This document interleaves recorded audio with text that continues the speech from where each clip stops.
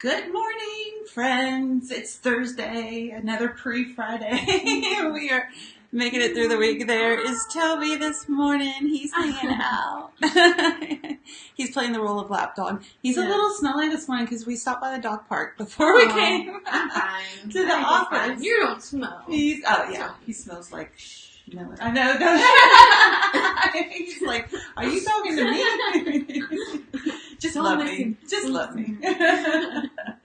So we wanted to come on this morning and share some information with you ladies. We've been talking with you, sharing some tips of like navigating this crazy society that we live in that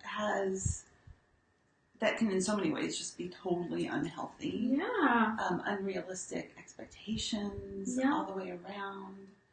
Yeah. So, and I think it's for anyone. I mean, I know we're talking to the ladies here, but it's everyone's got so much going on, and so many people are pulled in so many different directions. You know? Totally. Between different parts of our lives, between work and family and friends, and then as a parent. So one of the things that Shaman and I kind of noticed as our kids were getting into activities and stuff. And again, this is another one of those things that's kind of applicable across the board. Like, everything wants to be the thing. Right? Everything wants to be the priority. It does. And also, I think there's a sense of we feel like everything needs to be the priority. Like, this own internal sense of, like, I have to do everything 110%, you know? And it's just, again, I always get this visual of just being pulled in, like, a million different directions. Right, you know? right. And I think our biggest concern, like, ideal and unwanted identities is to be perceived as not having it together. But when you're juggling all those balls, something's gonna drop at some point. I mean, that's just the way it is. Right. Yeah. So today we're going to talk about kind of getting honest with ourselves about values and priorities and shifting things to align more with that. Yeah. So I'm thinking of those times that I have found myself like in a situation and I'm like, what am I doing here? Like something doesn't sit right and you're like, why? This is not me. Or I'm feeling, so this is my cue that I've learned over time. I'm feeling resentful. Right?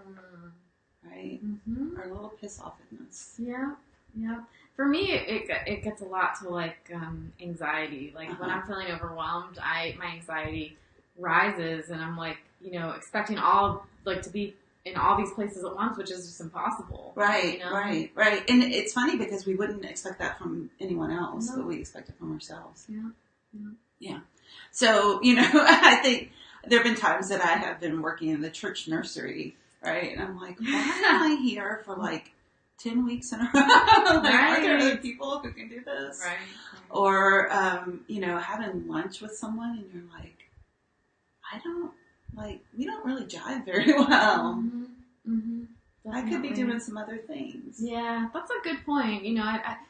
I've gotten to a place in my life where that doesn't happen as much anymore. Thank goodness, because I've really done a lot of work. You've had enough of those experiences, right? Exactly. But there are definitely other areas where it's still, I still have to kind of be on the lookout for, wait, is this even what I want to be doing right now?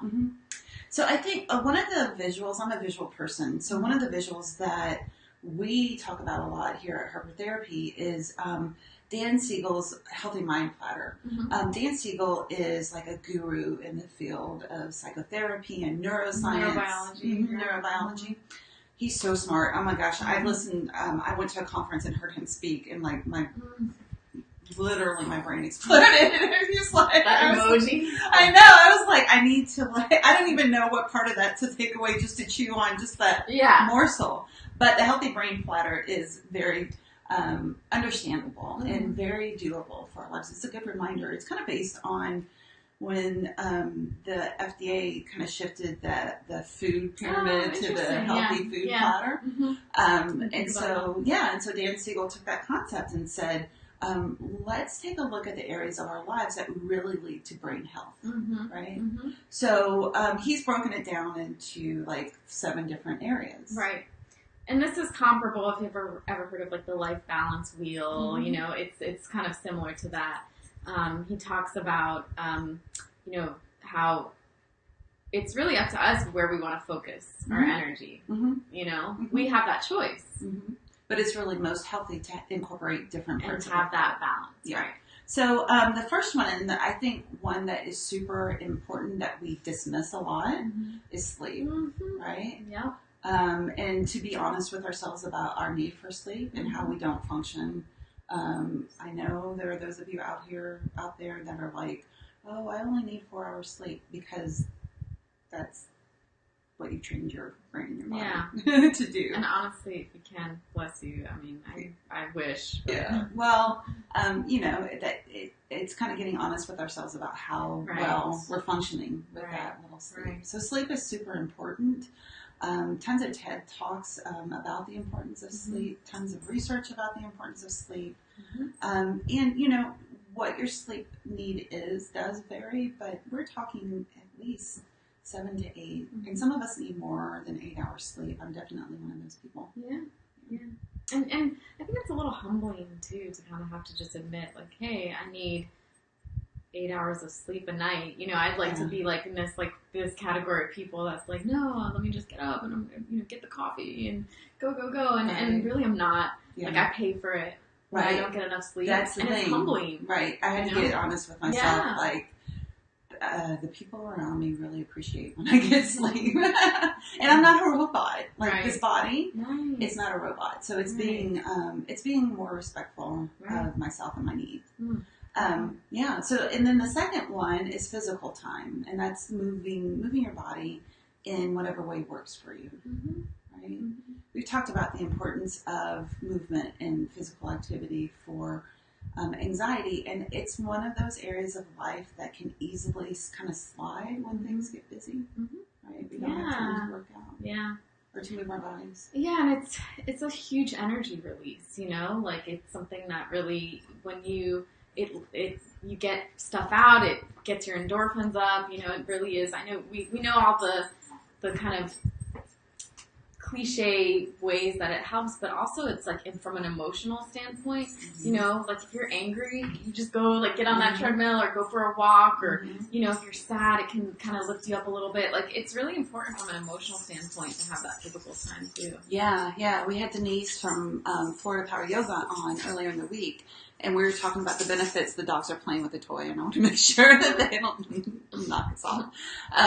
The benefits of, a yoga practice for well-being, and that's a, mental, physical, emotional, all, the things that we talk about are holistic. They involve the whole body. Right. Another part of the Healthy Mind Platter is focus time, and that's our work. I mean, that's the productivity. That's kind of where we go to as a society. That's where, so our work is not our worth, and we'll have that conversation a little bit, right? But we do need that focus time of work and doing, having some productive time. Yeah, feeling good about that. It feels good to get stuff done, check it off the list, There's some sense of like some self-esteem that comes from that. The next area of the Healthy Mind Platter is time in, and that is really like time in with yourself. Maybe it's a meditation practice. Maybe it's just kind of sitting quietly, just kind of scanning your body and getting some information about how things are for you in your body. Right. So that's really, really important. And another area of life that I think that we really just tend to gloss over. Right. We are so used to the chaos. And, I kind of laugh when I'm in yoga and people leave during Shavasana, right? But I get that. I mean, I get that that's really hard to be still. It's a practice, right? And for me, over time, Shavasana has been that practice of being still. And sometimes I do it better, or sometimes it comes more easily than others. I heard a yoga teacher say one time, like every time someone leaves during Shavasana, like something like dies, or something in the universe dies. I totally joke and say you can't trust those people who leave. Yeah, totally joke, but and I just want to add that the time in is really connected to the sleep time too, because if we're really mindful and connecting with ourselves and like kind of seeing how we feel and stuff, like we'll know whether or not we need to get more sleep. Right, because we're so used to kind of like infants and toddlers, they get to that drowsy state, but then like round 2 kicks in and they're like, So the next area of a healthy, balanced life is some downtime. And that's like zero agenda. Oh my gosh, that can be so uncomfortable. Yeah. I mean, it's hard. Right? It is hard. It's really nice though. Yeah, it's super nice when you get used to the practice. Used to it, but it is hard, you know, and like downtime can be, you know, just not having anything on the schedule for a Saturday and, you know, reading a book. Right? What's that? Oh no. I mean a book for fun. Like a book, like a paper book, you know, or you like flip the page. Or taking a nap. Yeah, right. Taking a nap. Yeah. What does that look like? Yeah. So, you know, just like that downtime can be really uncomfortable for us when we're not used to it. Because, you know, I automatically kind of scan like what needs to get done. Yeah. Right? That's always my state of being. And it really takes a lot of effort to not do that. Or not have a plan, you know, like if there's one day in the week where you're like, I don't know what I'm going to do after work today. Or, you know, I don't know what we're going to do with the kids. Like, you know, kind of roll with it. So then there's playtime, and that's exactly what it sounds like. Play, fun, creativity. And that's one of the reasons that we have Toby and Hops Tuesday is to remind us of the importance of that. And then connection time, that time of connecting with our people. Yeah, which is so important. I think we forget about that sometimes, but connection is essential for mental health. It is having healthy, honest, authentic connection. Yeah, and that adds to our experience of belonging, and that is a super vital component of humanity, right? Right. So that is those are the components of the Healthy Mind Platter, and it's important to keep in mind too that part of what can inform where we spend our time, where we spend our energy, where we spend our resources, is a clear understanding of what our values are, what drives us.